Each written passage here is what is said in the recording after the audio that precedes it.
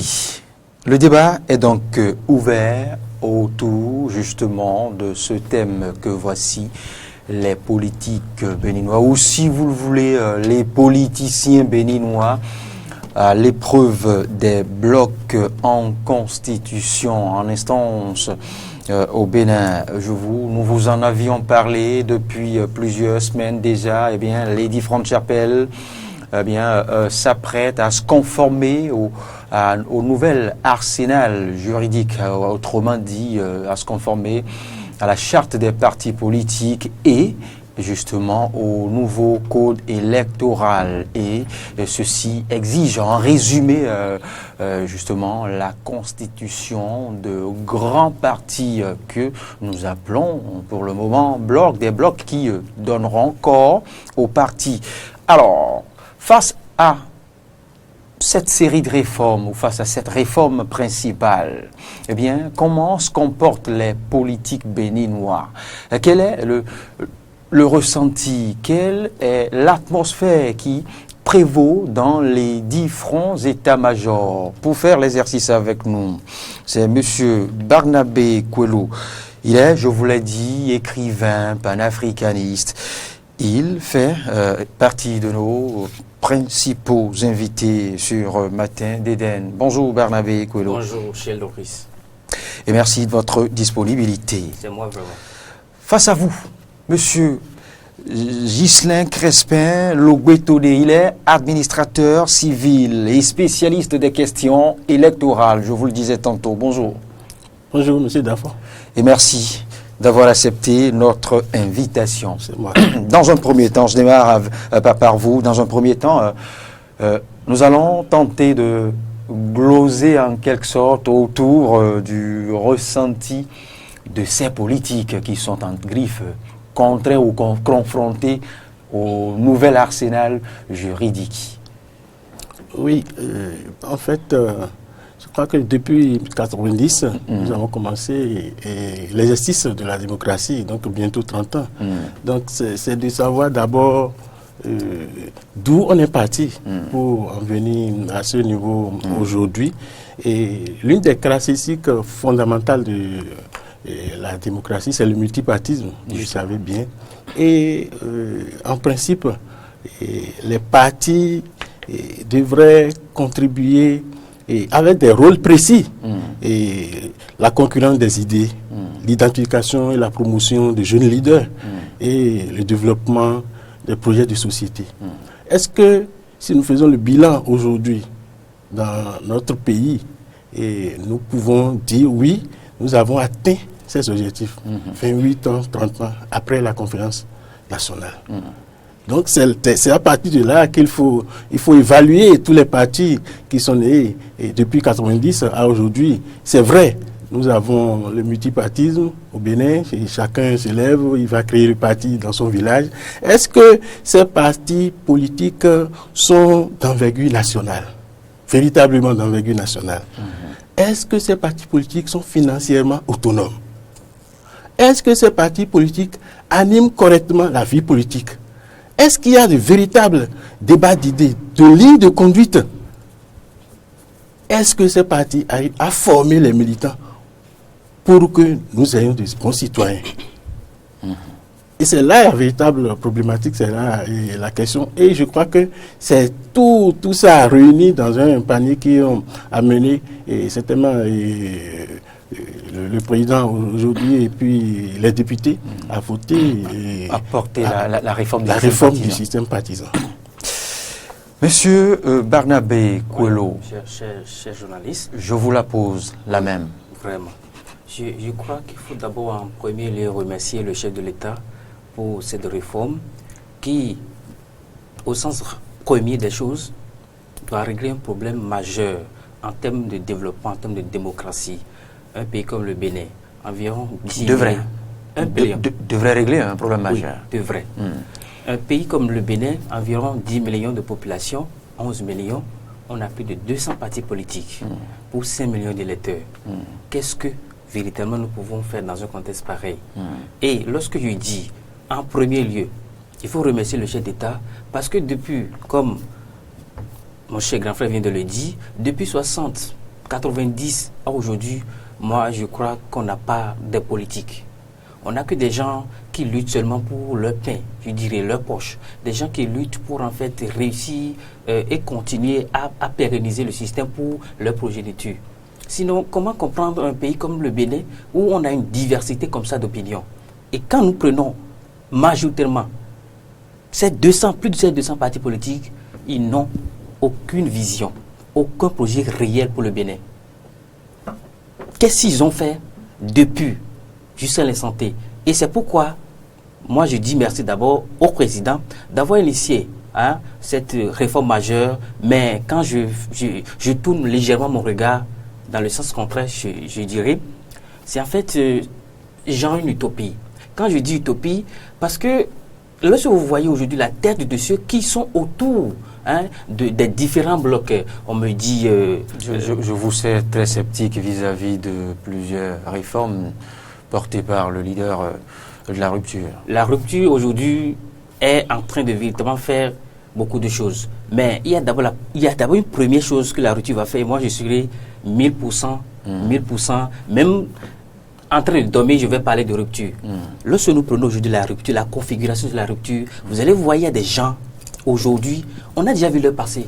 Oui, les réformes ne sont pas orientées contre des personnes. C'est-à-dire quoi? Lorsque nous prenons les réformes ont une logique prospective. Lorsque nous prenons vise le développement à long terme. Bien sûr que c'est à long terme. Mais lorsque nous prenons d'abord la composition de la rupture, je suppose, ou je dis, si aujourd'hui la criette prend des dossiers, je vous dis, beaucoup de gens vont quitter le pays et qui sont dans le gouvernement. Moi, je demande d'abord au président de renvoyer certaines têtes, de renvoyer certaines... aucune preuve de ce que vous avancez. Non, nous sommes revenons au sujet. Nous connaissons le Bénin, nous connaissons de ceux-là. Donc, je disais, c'est en fait...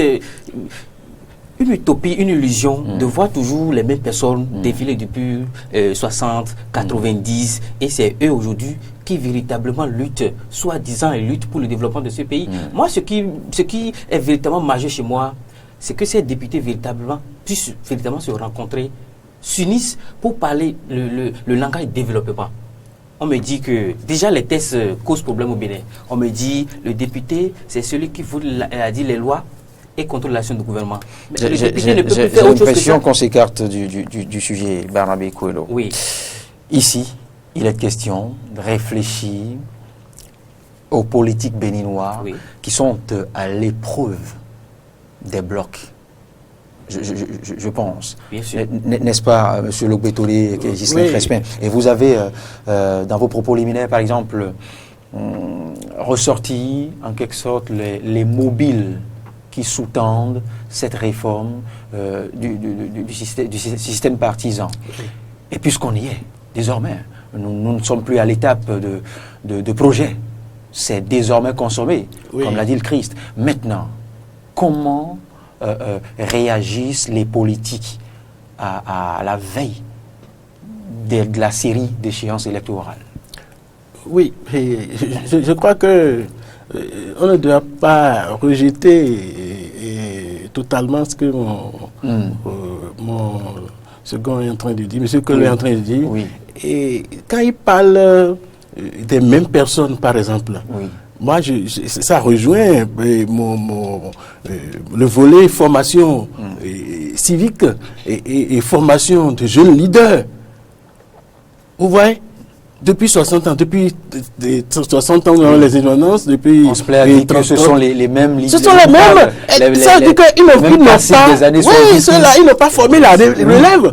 Aujourd'hui, si nous parlons de réforme du système partisan, on est en train de monter des blocs par-ci, par-là, si nous voyons des jeunes, de nouvelles têtes émerger, que ces doyens-là s'éclipsent pour laisser la conduite de ces réformes-là aux jeunes. Ils sont capables. Mais que font les jeunes pour mériter ce dont vous parlez? Mais non! Les doyens ne tenteront pas une immersion dans les différentes demeures pour aller chercher les jeunes. Non, voilà. Qu'ont-ils fait? Ont-ils milité? Non, le système que nous avions, c'était un système dirigé par une seule personne qui a les moyens, les jeunes... Et cela pose le problème de la caractéristique des partis politiques. Oui, mais c'est ça qu'on veut corriger aujourd'hui. Ouais, c'est ça qu'on veut corriger aujourd'hui. Mais je pense que comme c'est une réforme, nous sommes au début de la réforme, je pense bien avec la création, l'existence de ces blocs-là, qui auront désormais des tests bien clairs, suivis par tous. Je pense que là, et petitement, nous pourrons arriver à cette réforme-là, qu'ils le veuillent ou non, ils doivent s'éclipser un jour. Ils doivent s'éclipser. Même si ils seront choisis dans les prochains congrès qui vont se suivre bientôt, et président, coordonnateur, par-ci, par-là, mais ce sera un mandat, ce sera très clair. Donc moi, je suis confiant quand même. Je ne suis pas pessimiste. Je crois que c'est en train de venir petit à petit. Et que les jeunes, comme nous le voulons, pourront prendre et diriger également ce pays. Oui. Et pour le faire, il va falloir se lever tôt. Ah oui, nous sommes à l'apprentissage. C'est pas mon cher Kouelo qui me dira le contraire. Non, pas du tout. Alors, je crois que pour répondre à votre question, je crois que lorsqu'on regarde aujourd'hui tous nos politiciens, ils n'ont pas deux objectifs. Comment aller encore une fois à l'Assemblée nationale? Et regardez chaque bloc, vous allez comprendre que c'est en fait... Ils sont en train de lutter coûte que coûte pour véritablement aller là-bas. Mais faisons d'abord un bilan objectif des 4 ans qu'ils ont fini. Des gens ont déjà fait 8 ans. C'est pourquoi je disais tout à l'heure, est-ce que le député va seulement voter les lois à l'Assemblée, va seulement contrôler l'action du gouvernement? Mais un député peut investir dans sa commune, dans ses circonscriptions électorales. Mais s'ils le font. Mais je vous dis, quand on va prendre 10%, il y a des députés promoteurs de société. J'en connais d'autres. Je vous dis, je parle en termes de pourcentage, en termes de statistiques. Quand on va prendre 10% de ces députés, réellement, objectivement parlant, ils font quoi dans leur commune? Moi, je ne vais pas donner des noms actuellement. Je ne suis pas là pour donner des noms. Ils s'investissent dans leur commune. C'est pour dire... Ils peuvent ne pas tous le faire. Regardez par exemple autour du président de la République. Je crois que le président doit faire véritablement attention à tous ceux qui aujourd'hui courent derrière lui. Pour véritablement, c'est-à-dire gagner le pain dans le jeu. Parce que quoi? Quand je prends par exemple ce duel entre le président de la République et le président de l'Assemblée nationale, je crois que c'est en fait une guerre... Pourquoi parlez-vous de duel? Duel parce que depuis, quelqu'un disait tout à l'heure dans un extrait ou dans une émission... Oui, dans la Voix Pop tout à l'heure. Tout à l'heure, quelqu'un disait que l'homme qu'on appelle Adrien Oumédia a une histoire.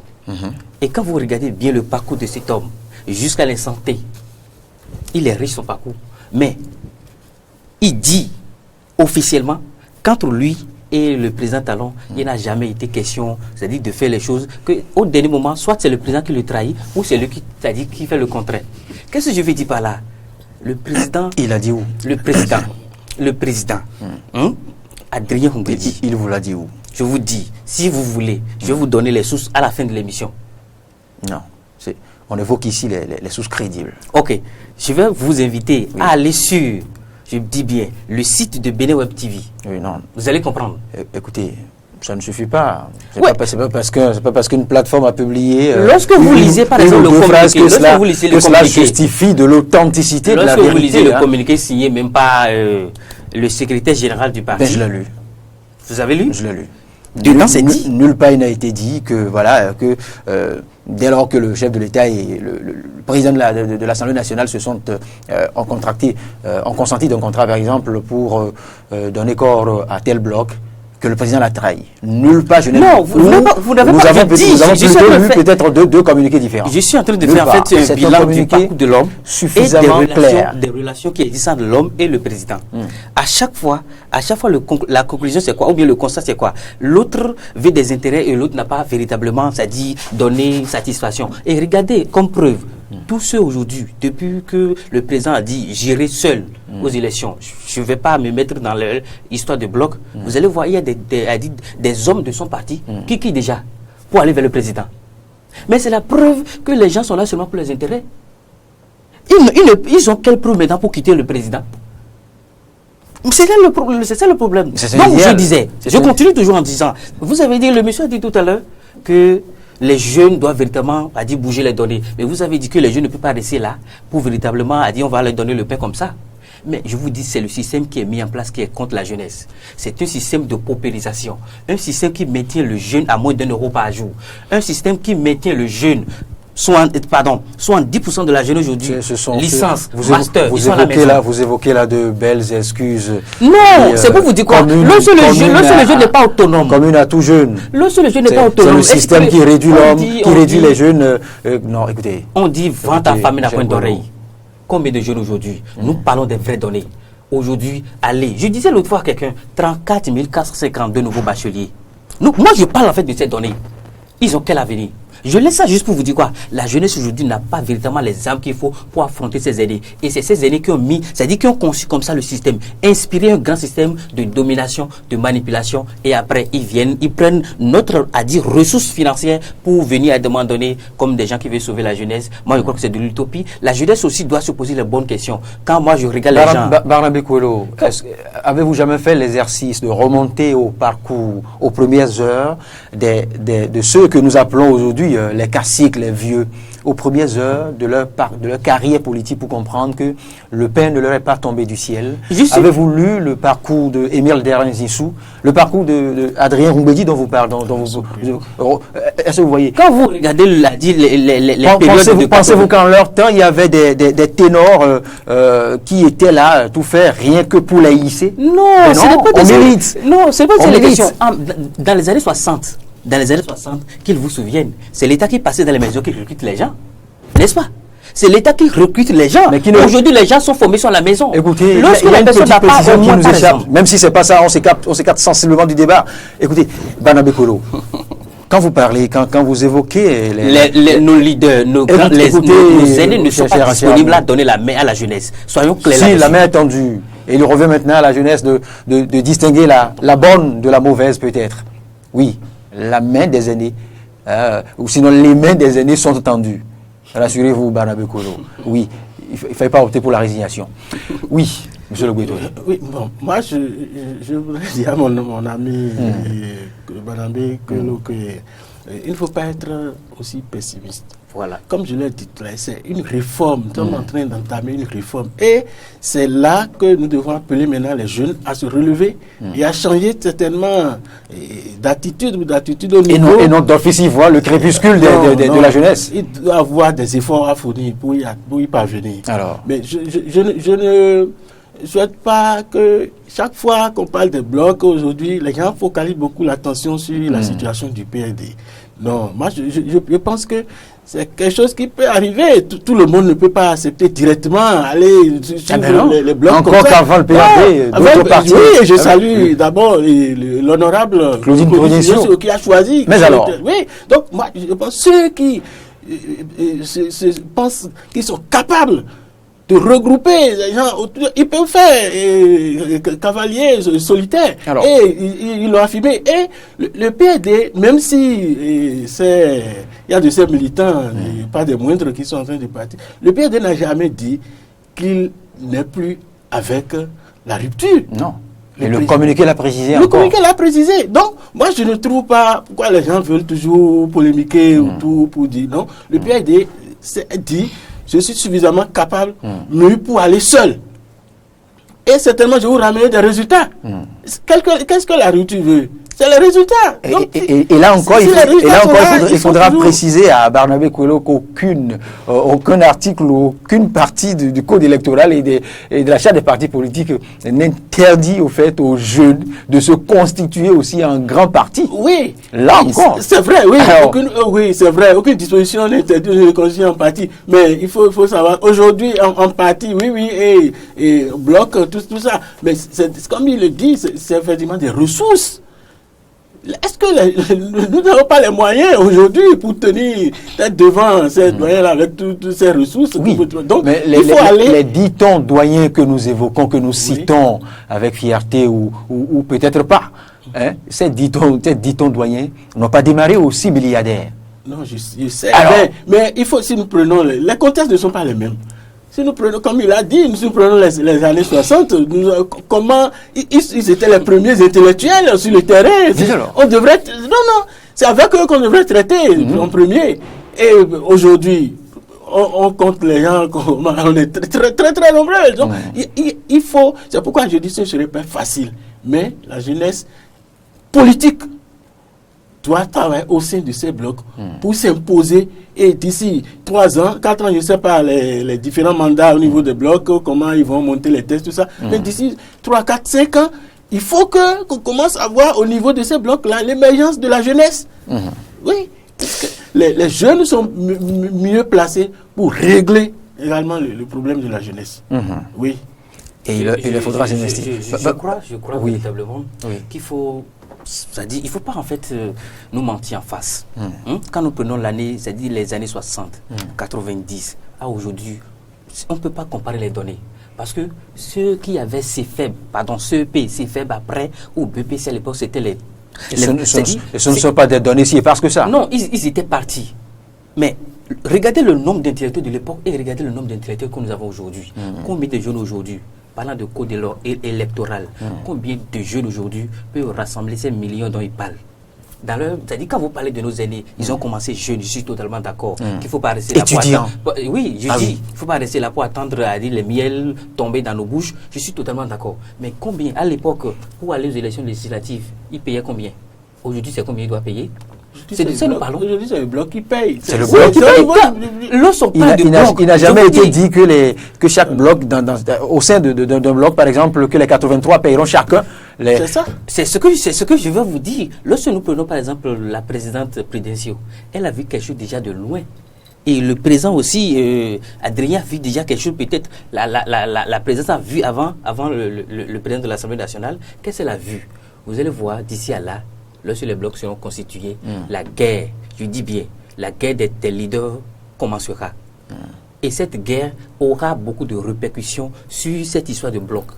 Oui, parce que quand on regarde par exemple la composition des États-Unis, quand on regarde par exemple la France, ou même, je prends Cameroun, où à peine on a 7 candidats aux élections présidentielles, je crois qu'on n'aura pas, je vous dis, regardez par exemple aux États-Unis, est-ce qu'on a fait une fois une élection et quelqu'un est venu dire c'est moi qui ai gagné?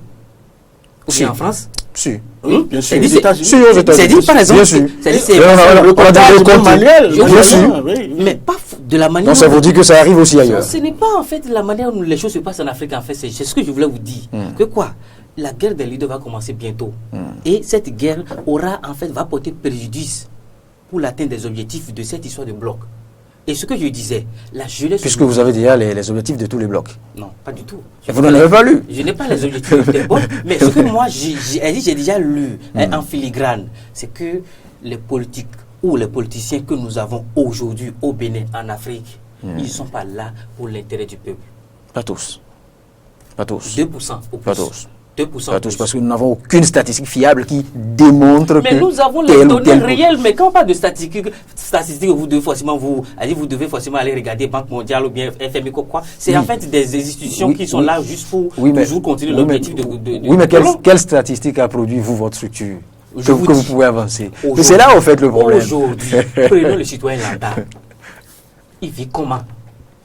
Oui, ça suffit pour déduire que tout est noir, ça suffit pour déduire que le gouvernement de la rupture ne fait rien, ça suffit pour peindre le tableau en noir. Mais là, d'accord, il ne faudrait quand même pas prendre un seul cas et l'élargir à tout le peuple.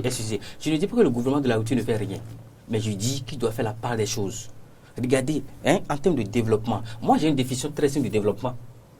Ce n'est pas PIB, les routes, patati. C'est aussi ça le développement. Le développement. Tout cela constitue. Véritablement. Mais le premier facteur de développement, cher monsieur, c'est le citoyen, le ventre du citoyen. Le plat. Donc il y a développement pour Barnabé Kouelo si chaque matin mon plat est suffisamment bien arrondi. Parce que lorsque votre plat est suffisamment arrondi, il y a développement vous allez réfléchir pour le pays. Non, je dis le premier facteur. Non, mais là, franchement, si on résume le développement à son plat, non là. Quand on dit résumer le développement à son plat, c'est quoi? Quand on dit résumer le développement à son plat, c'est quoi? C'est la sommation du développement de chaque citoyen qui donne le développement de la nation. C'est en fait ce que je suis en train de dire. C'est en fait le développement d'une nation, c'est la sommation ou le cumul du développement de chaque citoyen pris individuellement. Mais quand on dit développement individuel, c'est quoi? C'est pas d'abord le plat? Pas seulement. Mais la première des choses, c'est aussi le mental. La première des choses, c'est d'abord ça. Mais pourquoi aujourd'hui la jeunesse ne peut évidemment pas rivaliser ou bien ne peut pas lutter contre les aînés? Parce que la jeunesse n'est pas autonome. Parce que la jeunesse ne peut pas réfléchir par elle-même. Mais est-ce que l'objectif pour développer une nation, c'est d'enclencher une guerre entre générations? Non, pas du tout. Mais alors? Pas du tout. Mais dans un contexte où on a toujours les mêmes têtes, on a toujours les mêmes images à la télévision, on entend toujours les mêmes voix à la radio. Depuis 60, et on fait le bilan, on constate que c'est un bilan totalement, je ne sais pas, négatif.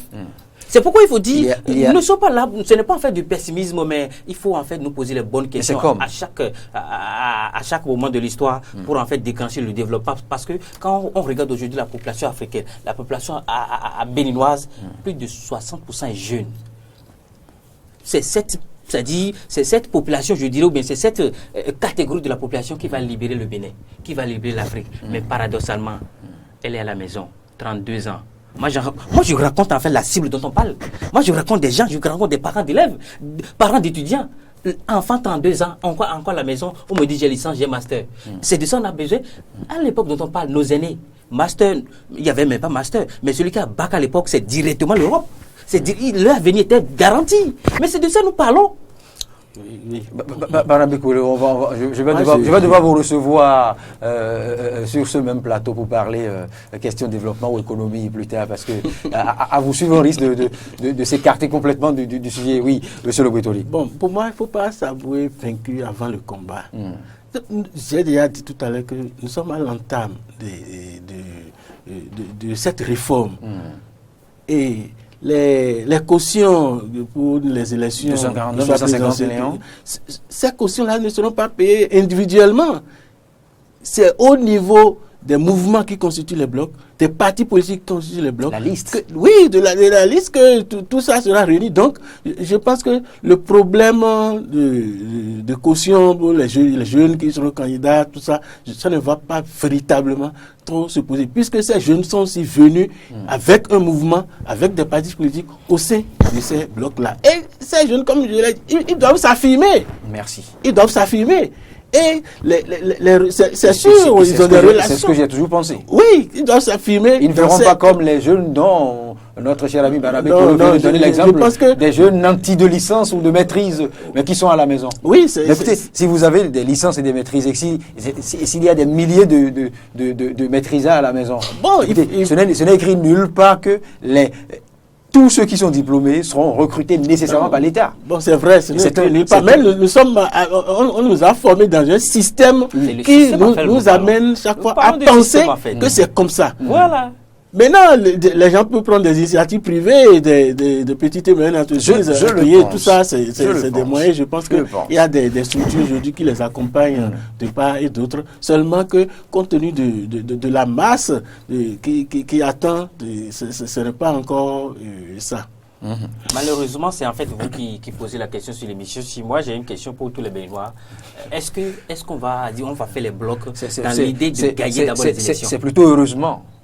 Est-ce qu'on va faire les blocs dans l'idée de gagner les élections? Mais si vous avez créé un parti politique, c'est pour gagner, non? Non, vous n'avez pas compris. Je suis en train de dire, lorsqu'on fait les blocs aujourd'hui, c'est-à-dire la tension que nous avons aujourd'hui, on a l'impression qu'on veut faire les blocs juste pour aller aux élections législatives. Quel est votre objectif en tant qu'homme si vous mettez sur pied une entreprise? Mais c'est forcément faire de profil, c'est forcément gagner. Alors, réussi, n'est-ce pas? Voilà le problème, cher Rabi. Ce débat, ça va finir. Ce débat que vous avez voulu, économie, qui ne l'est pas, rassurez-vous.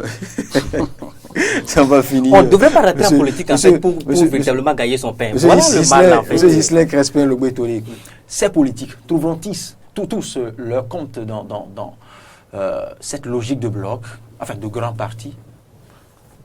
Bon, c'est les premières élections qui nous en diront plus. Mais moi, je ne suis pas dans cette logique de trouver tous ou quoi. Non. Les blocs sont formés pour représenter les partis politiques. Et j'ai cité tout à l'heure le rôle d'un parti politique.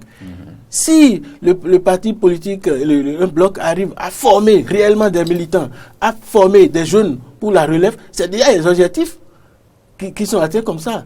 Maintenant, s'ils arrivent à affronter d'autres blocs et à gagner des élections, c'est aussi des résultats qui doivent être à leur actif. Donc, ce ne sont pas des succès individuels qui sont recherchés, mais les blocs doivent se fixer des objectifs.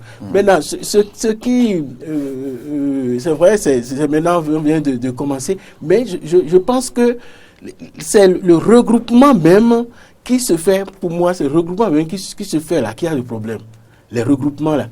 Parce que, en principe, si nous devons aller à des regroupements, de pareils regroupements, il faut faire des regroupements selon des lignes directrices. Il faut faire des regroupements selon des idées. Voilà. Mais c'est comme des paniers à crabes, on met crevettes, on met tout ensemble. Et ça dit, quelle idée va primer sur quelle idée? Voilà. Vous voyez? Donc, les autres pays que nous copions, la France, les États-Unis et autres, c'est ça un parti politique. Si vous créez de grands blocs, mais c'est autour des idées et les rassemblements, vraiment, les projets de développement. Et on sait que si un bloc prend le pouvoir un jour, les gens arrivent déjà à faire une configuration de gouvernement. On sait que ce bloc ou bien ce parti politique défend une telle vision et celui qui incarne l'économie au niveau de cette vision-là, voilà, c'est lui qui sera le prochain ministre des Finances. Vous voyez un peu ce qu'il dit. Mais ici maintenant, je ne sais pas. C'est pas le cas. C'est pas vraiment le cas. Et je ne sais pas si c'est après la création de blocs qu'on va fusionner des visions. C'est votre lecture parce que vous ne faites pas partie des. Vous ne maîtrisez pas les coulisses. Vous ne maîtrisez pas la cuisine. Non. On n'a pas besoin. J'ai pas besoin de maîtriser les coulisses avant de le dire parce que je connaissais déjà ces partis politiques. Voilà. Je connaissais déjà ces partis politiques. Ce n'était pas de même. Monsieur Le Gotello, ce serait quand même un affront quand on prend les différents blocs, par exemple, qui entourent le chef de l'État. Oui. Ce serait un affront quand même de penser que ces personnalités, ces têtes que vous savez bien faites, qui ont animé la vie politique de ce pays pendant plus d'une trentaine d'années, se constituent, se mettent ensemble, mais autour de rien. Non, je n'ai pas dit qu'ils se mettent ensemble autour de rien. Chacun était dans des partis politiques. Ces partis politiques avaient de différentes visions. Quelle vision sera devant? C'est ça. Maintenant, ils se sont regroupés près de 50 partis. Oui, mais l'intérêt général avalera maintenant l'intérêt. Oui, c'est là qu'il y aura quelques difficultés également.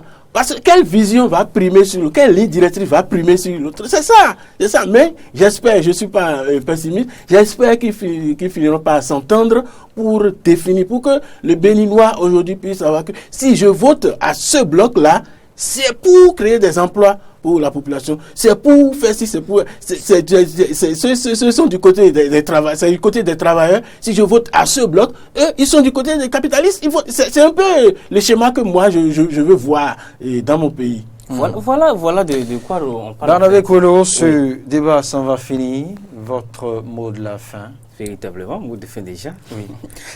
Je crois que les politiques, à l'ère des blocs, c'est en fait un sujet qu'on pourra continuer jusqu'à même demain, parce que les dirigeants, ceux à qui on confie la nation, c'est les politiciens.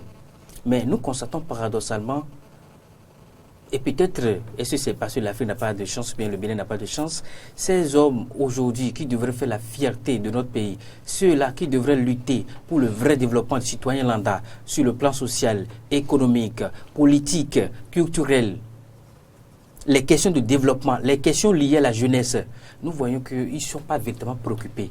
Mais quand on aura par exemple une assise nationale où les députés vont, c'est-à-dire opiner, ils vont opiner sur des questions liées à la jeunesse, ils vont s'opiner sur des questions liées au développement. Moi, je n'ai pas encore vu. Est-ce qu'ils vont rester seulement là-bas, voter les lois, contrôler l'action du gouvernement?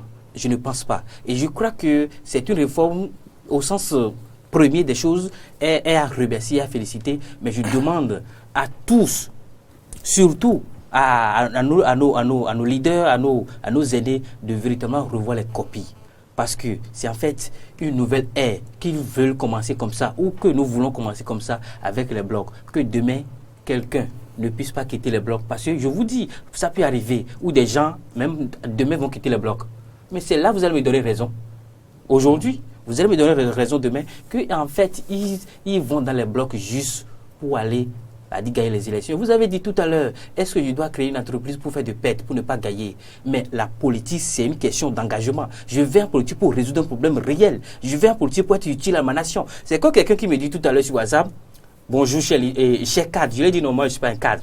Pourquoi? Parce que celui qui porte cravate, ou bien celui qui porte verse, celui qui parle la langue de Molière à la télévision ou à la radio, un docteur, ce n'est pas un cadre. En réalité, le cadre, c'est quoi? C'est celui qui est utile en un mot pour sa nation. En quoi je suis en quoi Barnabé Kouelo est encore utile pour le Bénin? C'est la question que chacun doit se poser. Merci Barnabé. Merci beaucoup à vous, Kouelo pour l'engagement, oui, et pour je dirais le sens aigu de pessimisme que vous avez étalé, même s'il y a du vrai, ça j'avoue. Monsieur Le Gouettouli, votre mot de fin. Oui, bon, je vous remercie d'abord et que les auditeurs de Diaspora FM et les téléspectateurs d'NTV. Mais moi, je voudrais quand même dire que aucune réforme n'aboutit sans embûche. Il y aura véritablement de petits problèmes, de petits soucis qui vont se créer. J'espère que au sein de ces différents blocs, ils pourront trouver les solutions pour maintenir les blocs jusqu'à, en tout cas pendant longtemps, parce que faut pas voir déjà les premiers positionnements, les élections, tout ça, et commence à se décourager. Puisque c'est quelque chose qui va nous amener très loin. Et peut-être que les résultats, c'est dans 5 ans, c'est dans 10 ans. Donc, il faut être vraiment patient pour que tous ces blocs puissent véritablement s'installer et que tous les organes fonctionnent réellement et que les dispositions soient prises de façon collégiale pour aller aux élections, affronter les autres blocs et que les idées rejaillissent, les idées que les gens puissent s'entendre au sein des blocs pour le développement de notre... Puisque la finalité, c'est le développement de la nation pour l'intérêt de tous. Merci, monsieur Le Gouettouli, Ghislain Crespin Le Gouettouli. Je rappelle que vous êtes administrateur civil, spécialiste des questions électorales. Face à vous, Barnabé Kouelo, panafricaniste très engagé, peut-être un peu trop pessimiste. C'est mon constat, c'est ma lecture. Merci, Barnabé Kouelo. Merci beaucoup pour l'invitation. Nous allons, ne sommes pas pessimistes. En fait. nous allons, comme vous l'avez dit, poursuivre ce débat, poursuivre la lecture je dirais, du comportemental des politiques béninois à l'épreuve des blocs en constitution. Car vous le savez, après les congrès des blocs, enfin, qui seront bientôt de grands partis, eh bien, se révélera à nous une autre grosse équation, bien sûr, l'ossature de la liste. Oui, l'ossature de la liste. Et les profils types. Et bien sûr, les plus chanceux qui seront retenus.